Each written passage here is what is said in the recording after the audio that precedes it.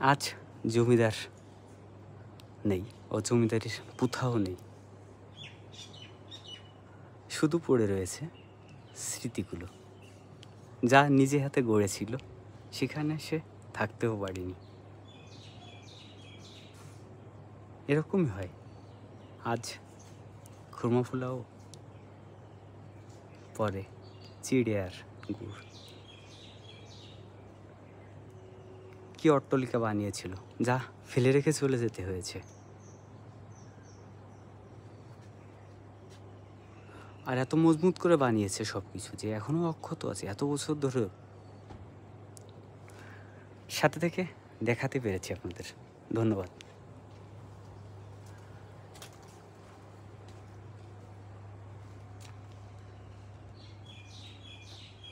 কি বিশাল অট্টালিকা আর কি বিশাল বাগান, আর সেই ছোট ছোট কুঠো কুঠো ঘরগুলো রয়েছে। নবাবের হাতের লাগানো গাছগুলোও রয়েছে। এটা গাছ দেখায়, কাঁঠাল ধরেছে মাটির নিচে থেকে উপর পর্যন্ত।